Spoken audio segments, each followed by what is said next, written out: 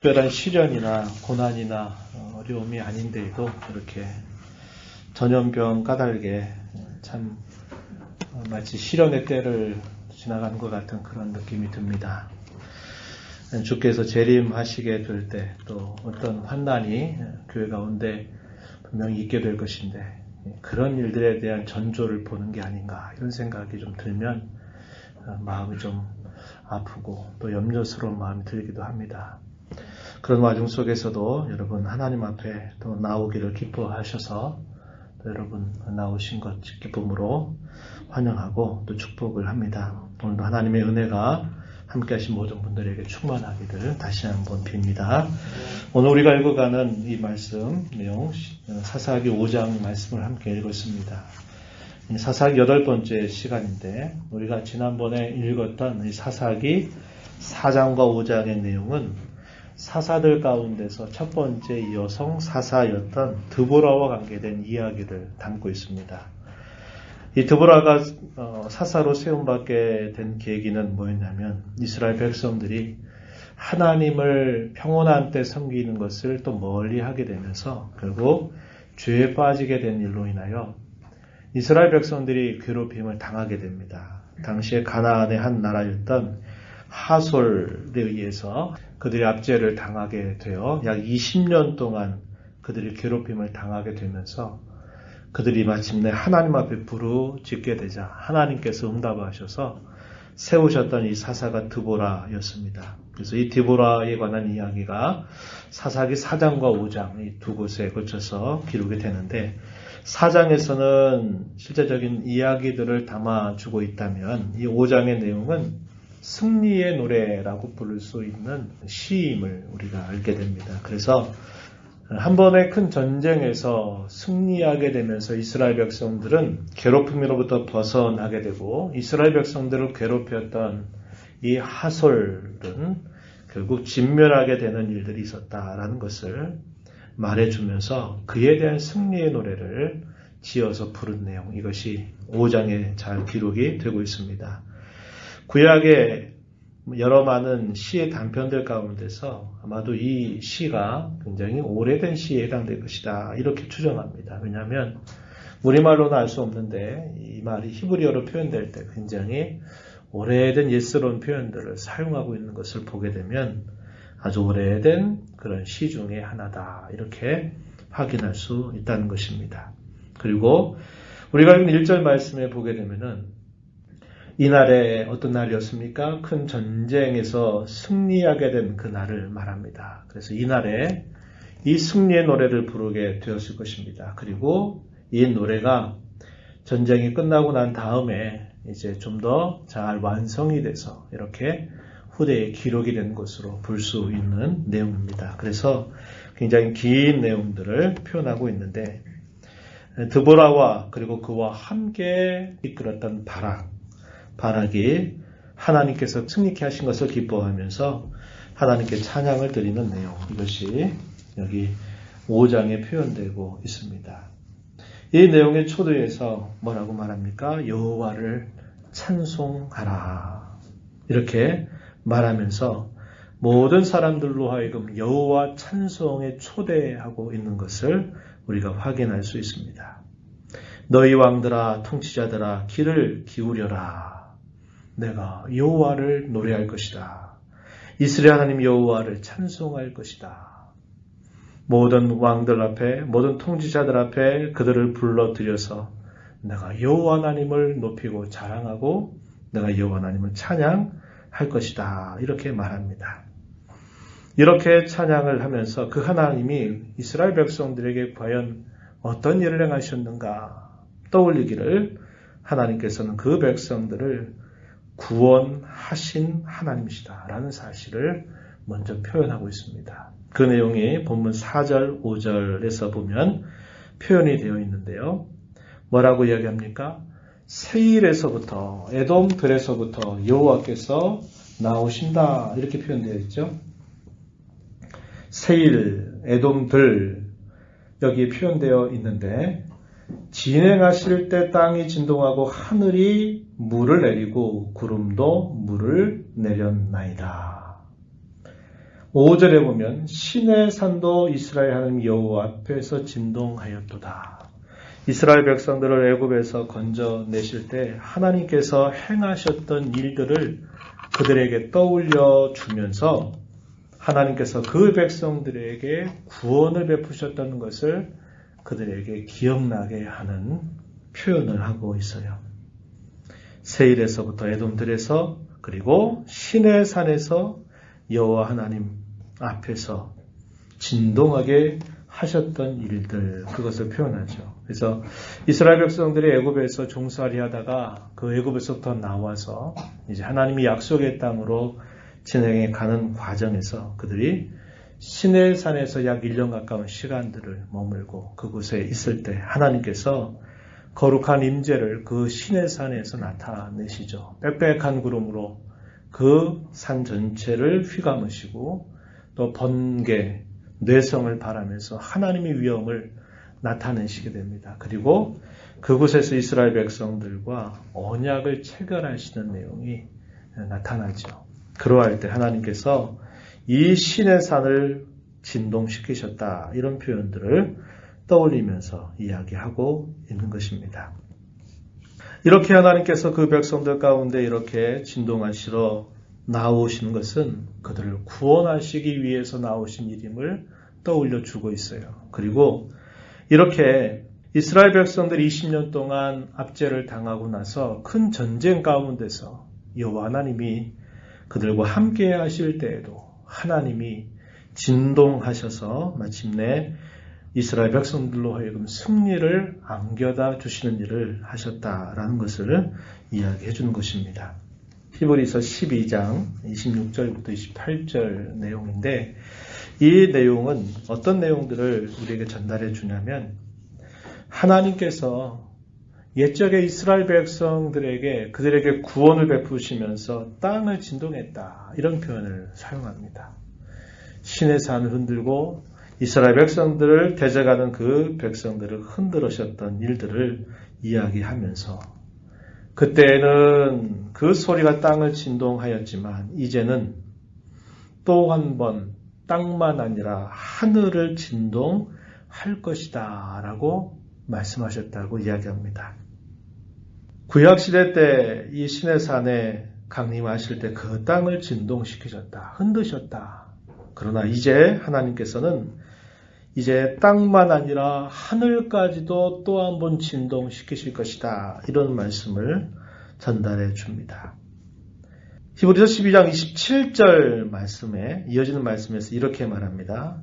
여기 한 번이라고 말하는 것은 진동하지 아니하는 것을 영원하게 있게 하기 위해서 진동할 것들, 곧 만드신 것들을 변동될 것으로 나타낸다. 이렇게 표현했습니다. 지금은 이렇게 세상에 난리와 난리가 일어나고 또 전염병이 감돌고 사건들이 발생하고 하게 되면 교회가 흔들리는 것 같고 성도가 흔들리는 것 같고 교회가 위협을 당하는 것처럼 그런 일들을 우리가 겪어간 것 같습니다. 그런데 하나님께서 어떻게 하신다고 말씀하시느냐? 교회를 흔들고 하나님의 나라를 흔들어 대는 그런 모든 세력들을 하나님께서 흔들어 보실 것이다. 이렇게 이야기합니다. 그리고 주의 몸된 교회와 그의 나라를 진동하지 않도록 하나님께서 붙들어 주실 것이다. 이런 말씀을 하시게 돼요. 지금은 그 역전된 것처럼 보인다. 이 말입니다. 교회가 마치 이 나라에 뭔가 굉장히 잘못된 것을 하고 있는 것이냐. 이렇게 지금 여겨져 가지고 오늘날 예배 모임 자체도 하지 말라라고 이렇게 지금 이야기하는 이런 상황이 벌어졌습니다. 물론 건전치 못한 교회입니다. 그리고 이단들이 이렇게 결국 이러한 폐해를 주어서 기존에 잘 관리하고 또 주의하고 조심해서 모여서 예배하는 교회들까지도 지금 다 싸잡아서 교회당 예배하는 것을 금하게 해달라고 이렇게 강제적 힘까지 동원하는 그런 상황이 벌어지고 말았습니다. 참 안타까운 일이 된 것이죠. 이렇게 지금은 이런저런 일들이 있을 때마다 이렇게 교회가 여러 가지 많은 폐해를 당한 것처럼 보이고, 하지만 그러나 하나님께서는 뭐라고 말씀하시느냐? 진동치 아니하는 나라, 흔들리지 않는 나라, 그것을 우리가 받았다고 이야기하고, 그 나라를 영원히 견고하게 하기 위해서 흔들어대는 모든 세상을 우리 주님께서 흔들어 버리실 것이다 라는 이야기를 건네주고 있습니다. 그래서 사도는 뭐라고 말하느냐? 28절에 그러므로 우리가 흔들리지 않는 나라를 받았은즉 감사하자. 이로 말미암아 경건함과 두려움으로 하나님을 기쁘시게 섬기자. 이렇게 촉구하고 있다는 것입니다. 오늘 우리가 읽은 이 4절과 5절의 내용은 마치 그러한 내용들을 우리에게 연상시켜주고 있는 표현이라고 하는 겁니다. 이하에 주어지는 내용에서 어떠한 찬송이 계속 이어지게 되냐면 가나안 왕이었던 이 야빈이 왜 압제를 하게 되었는지, 그 원인이 무엇이었는지 그거에 대한 내용들을 이 시 속에서 표현하고 있습니다. 이 내용이 6절로부터 8절에 표현되어 있는데요. 6절 말씀에 보면은 삼갈의 날, 야엘의 날에 이렇게 표현되어 있죠. 삼갈, 우리가 앞에서 읽었던 사사였죠. 그리고 야엘이라고 하는 여인, 뒤에서 소개가 되지만 여인입니다. 여인이 있던 날, 그때에는 대로가 비었다. 길의 행인들은 오솔길로 다녔다. 이렇게 이야기합니다. 큰 길이 텅텅 비어 있대요. 대구가 큰 그 확산이 시작되면서 대구 그곳이 아주 조용한 도시가 되어버렸죠. 지금은 오히려 유럽이라든지 미국이 이런 감염이 확산되고 있다 보니까 사람들이 많이 모이던 도로, 또 사람들이 많이 이렇게 찾는 그런 도로들이 비어가고 있는 모습을 보게 됩니다. 마치 그랬다는 거죠. 옛적에 이스라엘 백성들이 압제를 당하게 되니까 이런 길들을 나오지 못하고 피하고 있는 상태를 이렇게 표현하고 있는 것입니다. 대로가 비었다. 길의 행인들은 오솔길로 다녔다. 이렇게 말합니다. 이게 무슨 말씀이느냐? 압제를 당하게 되니까 그 압제 때문에 그들이 큰 길로 다닐 수 없는 상황이 되었음을 이렇게 표현하고 있습니다. 우리가 지난주에 읽었던 4장 3절 말씀에 보면은 이스라엘 백성들이 20년 동안 이들에 의해서 압제를 당하게 된 것에 대해서 소개해주고 있어요. 이렇게 된 원인에 대해서 분명하게 그 원인을 짚어주기를 뭐라고 말하냐면 8절 가서 보면은 이렇게 말합니다. 무리가 새 신들을 택하였기 때문이다. 이렇게 이야기합니다. 이 새 신들, 거짓된 신들, 우상들을 말하는 것입니다.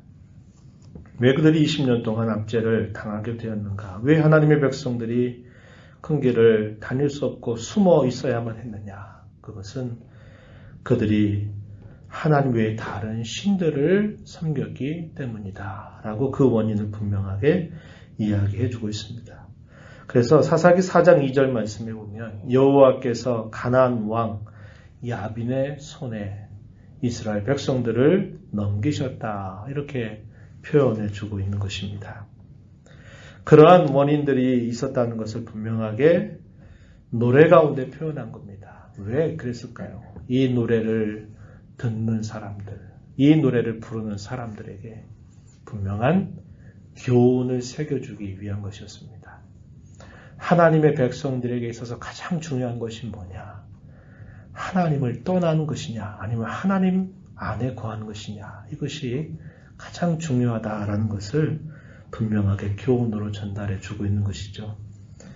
이제 계속되는 노래 가운데서 찬양을 계속적으로 촉구하는 그런 모습을 나타내 주는데요. 다양한 계층들을 다 불러드립니다. 어떻게 불러드리나요? 9절 이하의 말씀에 보면은 특별히 10절 흰나귀를 탄 자들, 양탄 자에 앉은 자들, 길에 행하는 자들 다 전파해라. 활 쏘는 자들의 소리로부터 멀리 떨어진 물 깃는 곳에서도 다 불러들여서 각계각층에 있는 모든 사람들을 불러들여서 하나님을 찬양해라. 하나님께서 우리를 위해서 행해 주신 그의 공의로우신 일들을 노래해라, 찬양해라 이렇게 거듭 촉구하고 있는 것입니다. 11절에 보면은 중간에 여호와의 공의로우신 일을 전하라 이렇게 표현되어 있죠.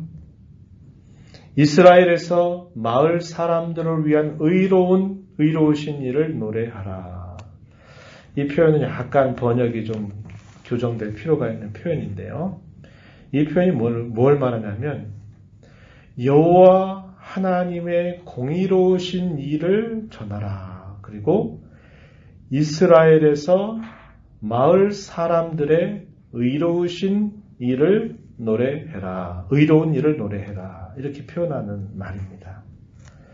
앞에 9절 말씀에 보면은 이렇게 말하죠. 드보라가 내 마음이 이스라엘의 방백을 사모함은 그들이 백성 중에서 즐거이 헌신하였기 때문이다. 이렇게 말하죠. 전쟁에 나아갈 때 그 전쟁에 함께 동참했던 왕들, 귀인들, 귀족들, 그리고 백성들, 그 백성들의 의로운 일을 이야기하고 있는 겁니다. 그것을 전하라 이렇게 이야기하고 있는 것이죠. 하나님께서 그의 백성들과 함께 하셔서 그 전쟁을 승리로 이끌어 가시고 또 그 전쟁을 하나님께서 승리케 하실 것을 믿고 백성들이 함께 마음을 같이 해서 그 전쟁에 동참하게 된 그 일을 기념하면서 노래해라, 찬양해라 이렇게 이야기하고 있는 것입니다. 그리고 나서 기손강 그 전쟁이 어떻게 진행이 되었는가 하는 것을 시를 통해서 노래해 주는데 이게 좀 비교적 긴 부분을 표현하고 있습니다. 13절에서부터 22절까지 보면요. 기손강가에 모여서 전쟁이 벌어지는데 그 전쟁이 어떻게 되었는가 하는 것을 분명히 기억시키고 있어요. 여호와 하나님께서는 그곳에 강림하셨다라고 이야기하고 그리고 많은 지파들, 당시에 이 스불론 지파 그리고 납달리 지파 사람들을 중심으로 해서 드보라와 바락이 그들을 이끌고 이 기손강가로 가게 돼요. 그런데 이들만 간 게 아니라 이 지파가 갈 때 우리도 함께 이 전쟁에 동참하자 그래가지고 함께 했다고 이야기합니다. 13절 말씀 한번 보면은 이렇게 표현하고 있습니다. 그때 남은 귀인과 백성이 내려왔다. 그리고 여호와께서 나를 위하여 용사를 치시려고 내려오셨다. 그 당시에 중심적인 지파, 이 스불론과 납달리 지파들이 그 전쟁에 함께 대거 참여하게 되는데 그 지파들뿐만 아니라 다른 지파들이 그 전쟁에 함께 동참하게 되고 여호와 하나님께서 그곳에 함께 강림하셨다고 이야기합니다. 그때의 무리들이 얼마나 됐는가? 한 4만 명 정도가 됐다 이렇게 표현합니다. 원래 함께 그 지파에 참여하려고 했던 사람들은 약 10,000명 정도가 모였어요. 그리고 당시 이 가나안 왕은 철병거가 900이나 된다고 했었죠. 어마어마한 그 군사력을 가지고 있는 그들과 함께 전쟁을 벌이기 위해서 이 기손강가에 모였는데 중심적인 지파에서 10,000명 정도가 모였는데 다른 지파들이 함께 거기에 동참하게 되면서 약 4만 명 정도가 모여서 그 전쟁을 벌이게 되었다고 이야기합니다. 하나님께서 강림하시게 되면서 어떤 일들이 벌어지게 되는가? 사람들 그리고 그 사람들의 마음을 하나님께서 막 움직이시죠. 그리고 환경을 조성하십니다. 그리고 자연현상들을 하나님께서 다 그것을 이용하시게 되니까 그 전쟁에서 그야말로 대승을 거두게 됩니다. 그래서 이스라엘 백성들에게 있어서는 거의 패배가 없이 완전한 승리를 거두게 되고 시스라만 가까스로 도망쳐서 목숨을 건지는 듯하고 모든 군사들은 다 거기서 죽임을 당하게 되는 승리를 거두게 됩니다. 이때에 협력했던 지파들에 대한 명단이 쭉 소개가 되고 있는데요. 14절 가서 보면은 에브라임 지파가 등장하죠.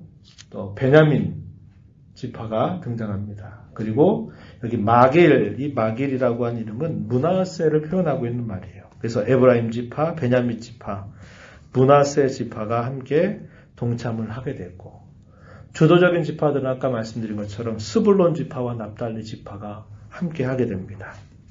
그리고 여기에 또 다른 지파가 등장하는데 이사갈 지파가 함께 등장해요. 15절 한번 가서 보시면은 이렇게 말합니다. 이사갈의 방백들이 드보라와 함께하니 이사갈과 같이 바락도 그의 뒤를 따라 골짜기로 달려 내려갔다. 이렇게 표현하죠. 스불론 같은 경우는 중심적인 역할을 했던 지파입니다. 18절에 보면 스불론은 죽음을 무릅쓰고 목숨을 아끼지 아니한 백성이다. 이렇게 표현했습니다. 납달리도 들의 높은 곳에서 그러하다. 이 스불론과 납달리 지파가 중심적인 역할을 감당하게 됩니다. 다른 지파들이 함께 협력하면서 그 전쟁에 동참하게 된 것이에요. 그런데 뒷짐지고 있었던 다른 지파들이 또 있었음을 이야기해 줍니다. 15절 하반절 가서 보면은 루벤 시내가에서 큰 결심이 있었도다. 16절에서도 끝부분에 루벤 시내가에서 큰 결심이 있었도다. 이렇게 말합니다. 이 루벤 지파는 어떻게 했냐고 말하면 16절 내가 양의 우리 가운데 앉아서 목자의 피리 부는 소리를 들으면 어찌 됨이냐. 목숨을 건 전쟁이 지금 기손강가에서 벌어지고 있는데 이 루벤 지파는 가만히 있다 이 말입니다. 또 길르앗 갓지파입니다. 갓지파 17절 말씀에 보면은 길르앗은 요단강 저쪽에 거주했다. 다는 배에 머무름이 어찌 됨이냐. 아셀은 해변에 앉으며 자기 항만에 거주한다. 지금은 다른 지파들이 민족의 운명을 걸고 전쟁을 지금 벌이고 있는데 이 지파들은 가만히 있다는 겁니다. 자기의 안위만 살피고 그 전쟁에 동참하지 않는 지파들에 대해서 분명히 이야기합니다. 르우벤 지파, 갓지파, 아셀 지파, 단 지파 이들은 이 전쟁에 함께하지 않는 지파들이었다고 이야기를 해주고 있는 겁니다. 여호와 하나님께서 그 전쟁에서 승리로 이끄셨다는 것을 찬양합니다. 20절 말씀에 보면은 이렇게 표현했어요. 20절 별들이 하늘에서부터 싸우되 그들이 다니는 길에서 시스라와 싸웠도다. 이 시스라는 대적나라의 군대 장관입니다. 이 시스라가 그 많은 대군들을 이끌고 기손강가에서 전쟁을 벌였어요. 21절에 보면 기손강은 그 무리를 표류시켰으니 이 기손강은 옛강이라 표현했죠. 그 무리, 대적에 있는 그 무리들을 표류시켰다. 어떻게 표류시켰을까요? 폭우를 내리게 하시고 또 그 폭우가 범람하게 되니까 그 많은 군사력을 가지고 있고 군대를 가지고 있고 철병거를 가지고 있고 해도 자연환경이 그렇게 돼버리니까 그 전쟁에서 어떻게 할 수 없는 거예요. 왜 이렇게 하셨을까요? 하나님께서 그 백성들과 함께 하셔서 대적 나라를 그렇게 손도 못 쓰게 만들어 버리셨다고 하는 것을 이렇게 표현하고 있는 겁니다. 21절 끝에 뭐라고 말합니까? 내 영혼아 내가 힘 있는 자를 밟았도다 이렇게 말하죠. 객관적으로 보나 무엇으로 봐도 이스라엘 백성들이 그 전쟁에서 이 가나안 왕과 싸워서 승산할 프로테지는 아무것도 없었습니다. 그런데 하나님께서 이 드보라를 일으켜 세우시고 또 바락을 함께 앞세우고 또 이들을 함께 하시면서 자연의 환경을 흔들어대고 기후를 주장하고 모든 여건들을 하나님께서 흔들어 대니까 그들이 아무리 강력한 군사력을 가지고 있고 힘을 가지고 있다 하더라도 그 전쟁에서 힘 한번 써보지 못하고 대파당하는 그런 일을 겪게 되었다고 이야기해주고 있는 겁니다. 그래서 이 노래를 불러서 이러한 승리를 주신 하나님께 감사와 찬양과 영광을 돌리고 있는 것이죠. 이 노래의 마지막 부분에 어떤 내용들이 소개가 되고 있냐면 한편으로는 복을 이야기하고 또 한편으로는 저주를 이야기합니다. 23절부터 길게 30절까지 그 내용을 쭉 소개합니다.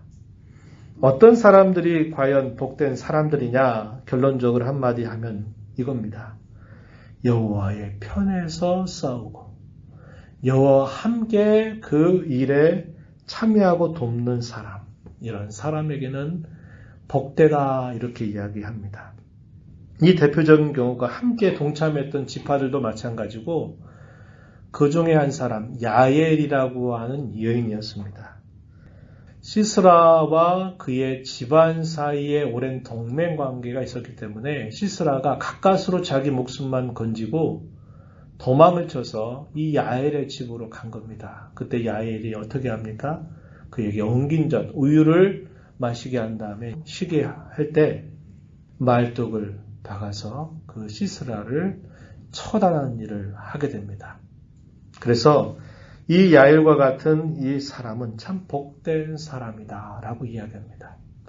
마치 이스라엘 백성들이 여리고성을 점령하고자 할 때 거기 정탐꾼을 보내게 되죠. 정탐꾼을 보냈을 때 라합이라고 하는 여인이 도와주죠. 그래서 그들을 목숨을 걸고 숨겨주게 됩니다. 그리고 나중에 당신들이 이곳에 들어올 때 좀 자신을 살려달라고 이렇게 부탁을 하게 됩니다. 그러면서 라합이라고 하는 집안이 다 건짐을 받게 되고 마태복음 1장에 보게 되면 이 라합이 메시아의 족보에 등장하게 되는 귀한 복을 받게 되는 이야기죠. 여기 야일이라고 하는 여인도 본래 이스라엘 태생이 아닙니다. 그런데 이 사람이 어느 편에 선 겁니까? 하나님의 백성들 편에 서서 그 일을 한 겁니다. 그 여인을 두고 복되다 이렇게 이야기합니다. 그럼 누구에게 저주가 임하게 되느냐? 한마디로 말하면 반대입니다. 여호와를 돕지 않는 사람. 여호와를 도와서 용사를 치지 아니하는 사람들은 다 저주를 받는다. 그 이야기를 하고 있습니다. 23절 말씀 한번 보세요. 여호와의 사자의 말씀에 메로스를 저주하라. 너희가 거듭거듭 그 주민들을 저주할 것은 그들이 와서 여호와를 돕지 아니하며 여호와를 도와 용사를 치지 아니하였기 때문이다. 이렇게 이야기를 합니다. 그들을 저주해라. 그들에겐 저주가 임할 것이다 라고 이야기하는 것이죠. 이 메로스는 잘 알려져 있지 않은 족속이 그러나 동맹국이었다라는 것을 추정해 볼 수 있습니다. 그들은 돕지 않았다는 거죠. 그러한 자들에게는 저주가 임하기를 이야기해주고 있는 겁니다. 이것은 모든 시대에도 마찬가지예요.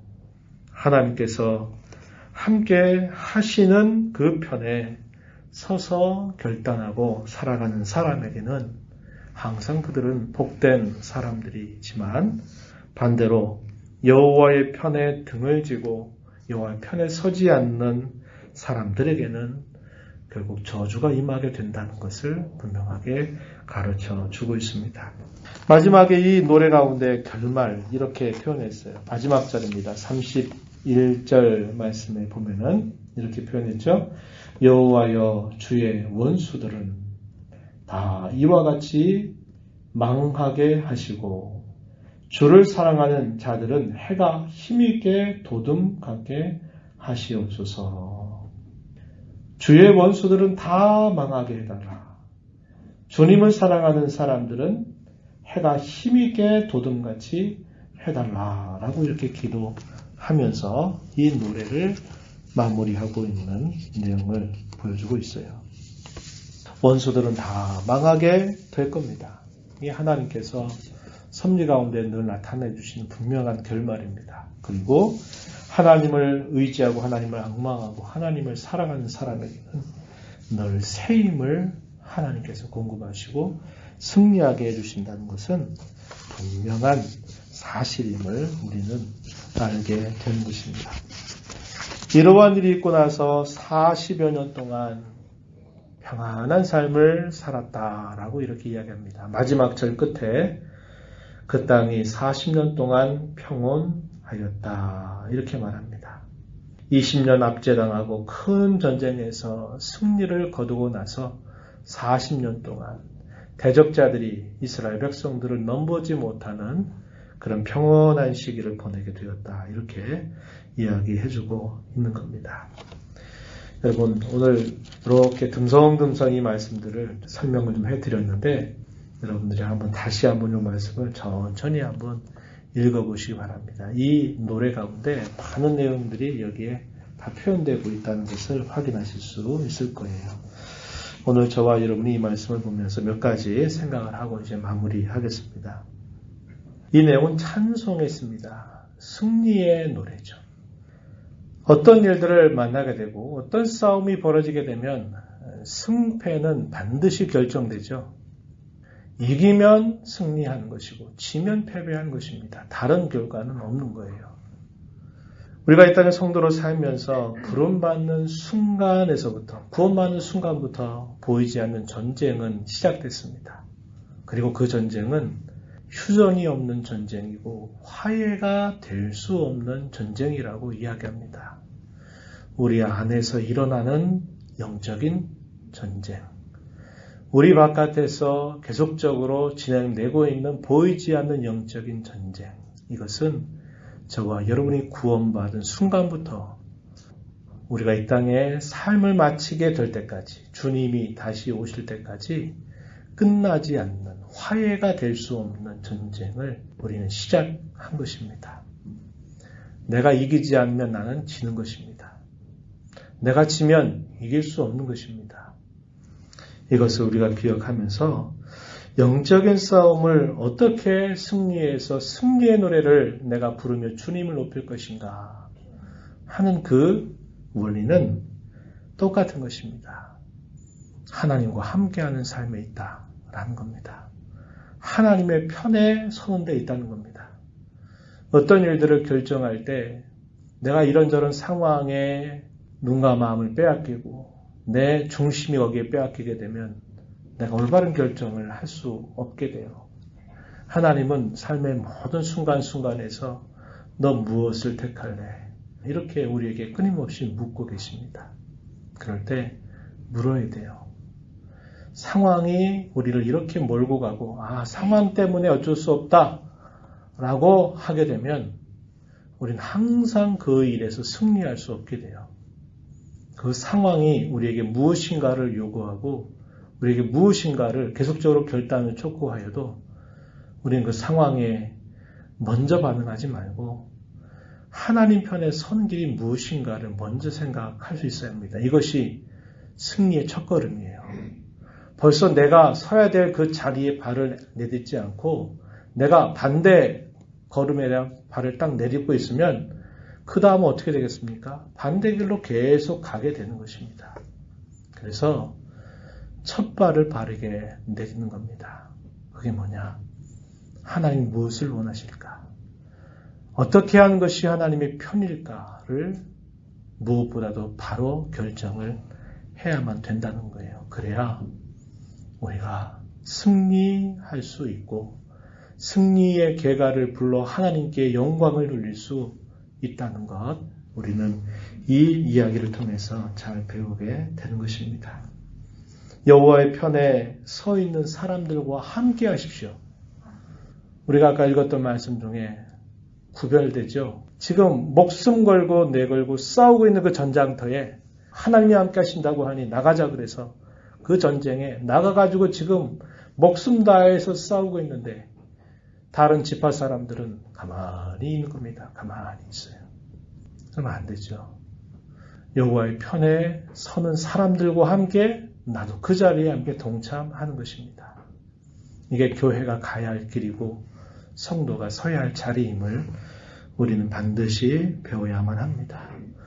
똑같이 성도라고 하는 이름을 가지고 있으면서 반대편에 서거나 반대 자리에 있게 되거나 한다면 얼마나 그것이 안타까운 일이 되겠습니까? 우리가 하나님 앞에 찬양을 드리는 것은 하나님께서 하신 일들을 하나님이 해주셨다고 우리가 돌려드리는 일이 되는 것입니다. 이걸 두고 하나님께 영광을 돌린다라고도 말하는 것입니다. 우리가 하나님을 찬양해야 될 이유는 하나님께서 우리와 언제나 함께 하시고 우리에게 언제나 약속하신 대로 우리를 이끌어 가시며 우리를 어떤 난관 속에서도 극복해 하실 수 있는 일을 하나님 우리에게 주신다고 하는 것입니다. 그래서 이 모든 일들을 하나님께 돌려드리는 그런 자세, 이게 바로 찬송의 자세입니다. 하나님께 영광을 돌리는 자세임을 우리가 배워서 늘 찬송을 통해서 하나님의 영광을 드러내는 저와 여러분이 되기를 진심으로 바랍니다. 하나님 아버지 감사합니다. 어려운 중에도 오늘 저희들의 마음을 이곳에 모아 주셔서 또 하나님 앞에 찬양을 드리며 또 의지하며 기도하며 말씀을 또다시 생각해 주셔서 감사드립니다. 목숨을 내거는 그 전쟁 앞에 여호와 하나님이 함께 하시는 편에 서서 그 전쟁을 승리로 이끌어 하나님께 승리의 계가를 불러들이며 영광을 돌리는 사람들이 있는가 하면 손 하나 까딱하지 않고 가만히 뒷짐지고 있는 그러한 백성들도 있었음을 보게 됩니다. 우리가 어떤 일과 사건들, 어떤 일들 속에서도 늘 하나님 편에 설 줄 아는 결단을 잘 갖는 귀한 성도가 되게 하시고 그 일에 내 걸음을 함께 합치고 내 힘을 함께 모아서 주님이 기뻐하시는 그 일에 함께 동참해 나아가는 저희들 모두가 되도록 인도하여 주옵소서. 전쟁에 승리하지 못하면 패배할 것인데 저희들이 늘 주님의 편에 서서 승리함으로 승리의 영광을 주께 돌리는 복된 삶을 살아가도록 도와주옵소서. 예수님 이름으로 기도하옵나이다. 아멘.